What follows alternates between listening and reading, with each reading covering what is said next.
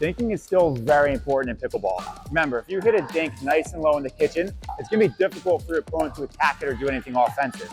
But the problem is, better players can dink literally forever.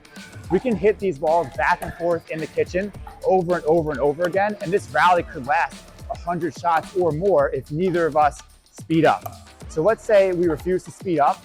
There's literally no way that we're going to be able to win the rally unless one of us pops the ball up and we take it out of the air and choose to attack that way. So instead, I'm going to need to speed up off the bounce in order to create some offense and win the point. Better players can dink for a long time. A lot of players are out there drilling, they're working on their dinks, and they're not just going to miss a dink for no reason. So we have to dink out of necessity in order to set ourselves up to win the point. The first thing I'm going to look for when I'm determining whether or not I have that 51% advantage is the height of the ball after it bounces. And when I'm judging the height, I'm judging it at its peak. So dinks typically don't come up very high, so I'm just going to look at the peak of the bounce. And I'm going to look at it in relation to the height of the net. So if the ball is bouncing well below the net and it's peaking down here, that's going to be a ball that I do not want to speed up. I'm just going to dink it back. Because from here, if I hit it hard and straight, it goes into the net. If I hit it hard and up to get it over, it's going to fly out. And if I hit it up and soft, so it goes over the net but lands in, a good opponent's going to counter it hard.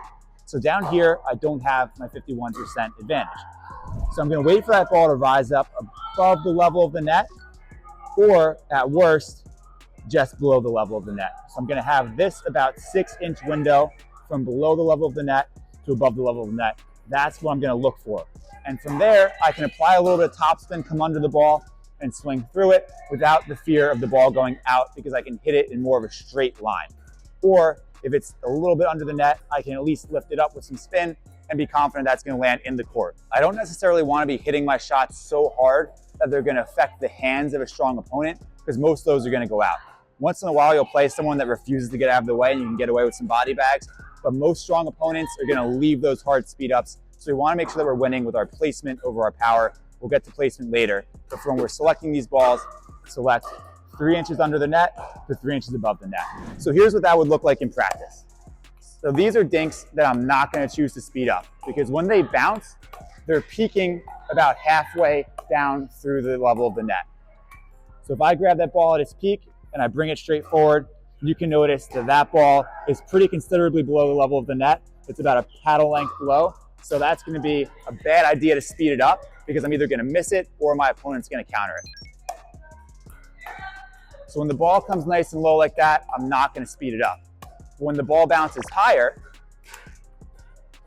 where if I take that ball and step forward, it comes right to the level of the net, that's going to be my cue to hit that speed up because I can hit it straight and I know it's going to land in the court. So when I get that higher dink, that's going to be my cue to attack and go for my offensive shot. So here in this case, my opponent is covering the middle and leaving the line wide open. So I can then go straight ahead for an easy down the line speed up without the fear of her cutting back over and putting the ball away. So I always want to make sure that I have nice court vision and I have an awareness of where my opponents are. Even if she hits me a low dink and I see this kind of an opening, I can still speed up there. So in that case, I don't have to worry too much about the height of the ball. I can hit the ball from below the level of the net and still get away with the speed up because she's not going to be able to cover the court. The other thing that I want to pay attention to when I'm trying to figure out what kind of advantage I have is what's my positioning. So am I speeding up from the middle of the box where I'm stationary and my feet are set, or am I speeding up when I'm off balance and on the run? And the key is we want to speed up when we're stationary and avoid speeding up when we're off balance pretty much all the time. Because when I'm off balance, it's going to be very hard for me to counter even if I do make the shot. So in this case, I'm going to be moved around by my opponent side to side where I'm stretching for that ball. And if I try to speed it up, it's going to be very difficult for me to make the shot in the court. And even if I do, she's right on top of it, and then I'm way out of position. But if I speed up from here and she counters it, she's got all that court to work with, and I'm not even going to have been able to regain my balance for that counter. So anytime I'm out of position where I'm moving, it's going to be very tough to speed up. Now, it's going to be more likely that I miss the shot, but again, even if I make it, I need to be ready for that counter. So instead, what I'm going to do is make sure that I'm speeding up only when my feet are set and I have the ball right in front of me. For me, it's most comfortable for me to speed up from just inside my outside foot. So if my forehand here is gonna come from inside my right knee, my backhand would come from inside my left knee. So I'm only gonna speed up when I have the ball on that spot, my feet are set, because I'm gonna be ready to counter right from that position. So when I'm being moved around, I'm just gonna dink it right back.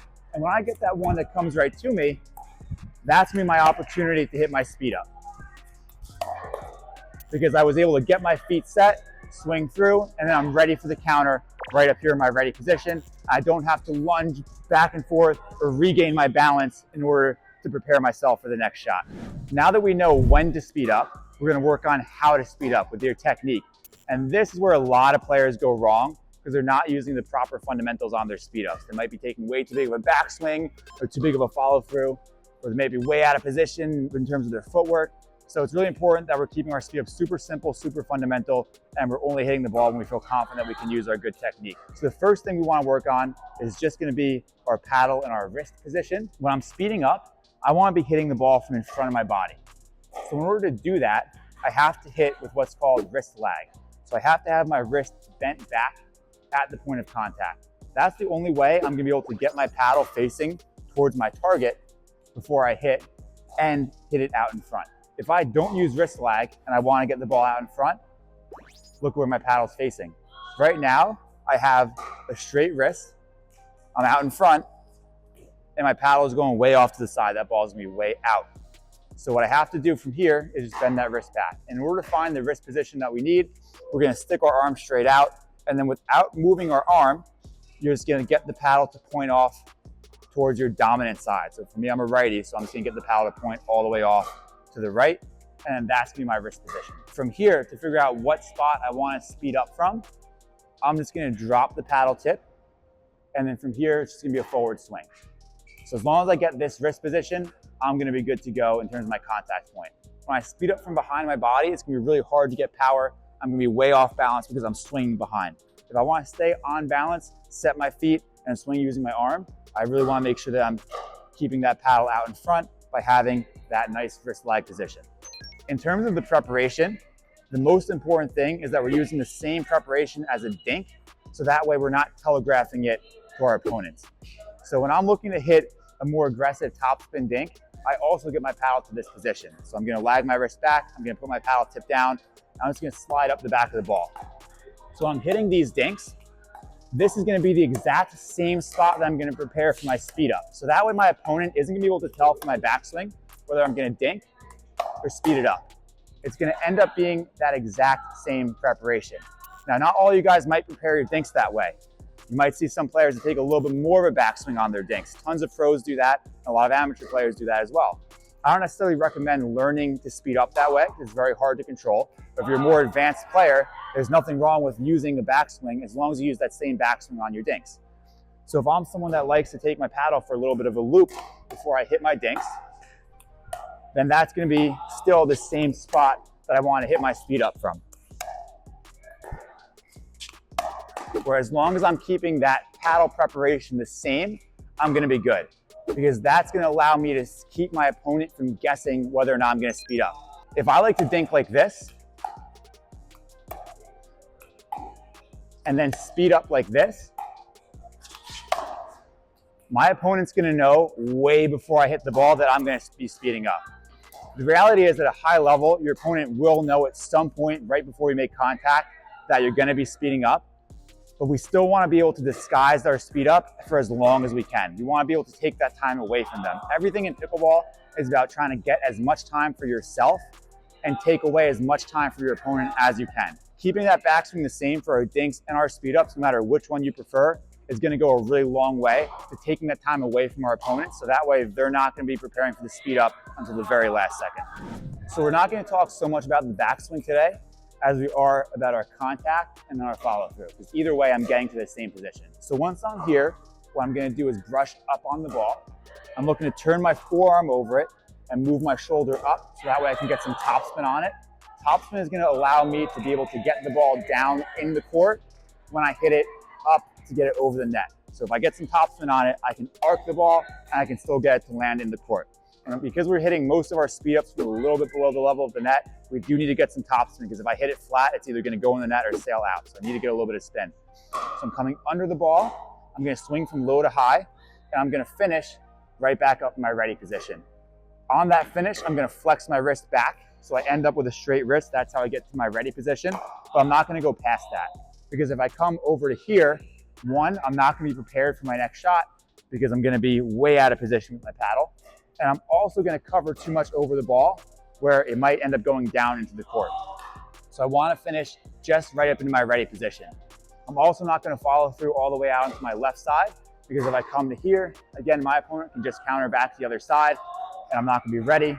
And I also might hit it a little bit too hard, because the more I follow through, yeah, the more spin I might get, but also the harder I'm probably gonna hit the ball. So I wanna make sure I'm keeping that follow through nice and compact, right in my ready position, so I'm ready to counter for the next one.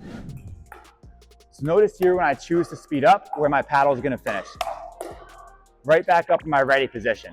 From here, I'm gonna be ready for that counter. So regardless of which backswing I'm taking, even if I take it all the way back from here, I'm still gonna finish all the way up into my ready position. So notice there, because I came back to my ready position, I was perfectly ready to counter the next one. At a higher level, we have to be ready for that ball to come back, because players with good hands are able to be on top of those speed ups, counter the ball. So that way, if I'm back here, I'm gonna be in a really tough position to meet the ball out in front. So I have to make sure that I'm following through to my ready position, and I'm ready to go out in front on my counter. When we're looking to speed up straight ahead against our opponent in front of us, there's 4 main spots that we can aim for.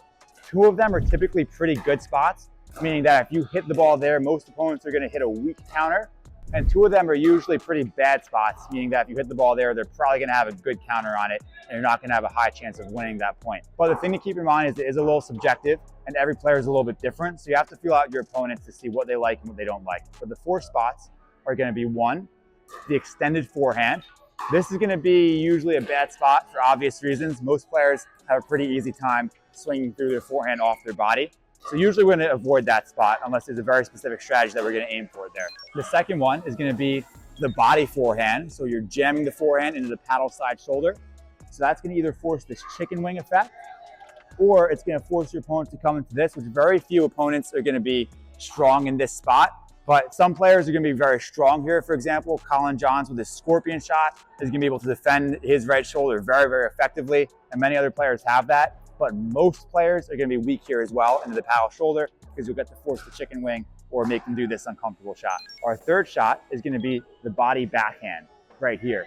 That's typically a bad spot, because most players have a very comfortable body backhand counter. It's one of the first ones you learn when you're learning pickleball. Is put that paddle in the backhand position and swing forward and punch. So typically that's not going to be a great spot, although some players have a very hard time hitting that, especially if they're in a semi-western grip where they might flip their hand this way, in which case that would be a good spot against those players. So this one is very subjective as well. And then the 4th and final spot is going to be extending the backhand, and this is a good spot against most players. Personally, that's my favorite one to speed up to, especially if you're playing someone with a one-handed backhand. When you hit out to here, it's gonna have a high chance of coming back, but it's usually not gonna come back very hard, because it's very difficult to get power when you're extending off your backhand side. So again, that's been one of my favorite spots to speed up to, except for if you're playing someone with a very strong two-handed backhand. Annalie Waters, for example, I would never speed up to her with this ball, because you can counter with 2 hands very effectively. So we just wanna be careful. It depends on the opponent a little bit. All of those spots, it totally depends. So in the beginning of a game, you just have to figure out which ones your opponents like and which ones they don't like. It's all trial and error. But you're gonna find that very few people cover all spots really well.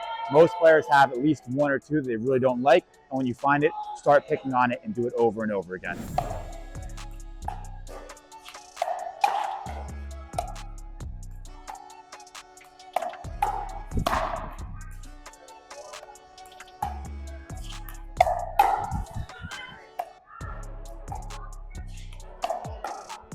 So now you know the when, how, and where for your speed ups. So if you implement these strategies, you're gonna be able to give yourself that 51 to 49% advantage over your opponent and win most of the time when you speed up. At a higher level, if you speed up blindly just for the sake of hitting the ball hard, you're not gonna have a lot of success So it's super, super important that you have a good underlying strategy behind your speed ups in order to get that advantage. So that way you're not just dinking the ball, you're not speeding up blindly, but you're speeding up wisely. So that way you can win more points and in turn win more matches.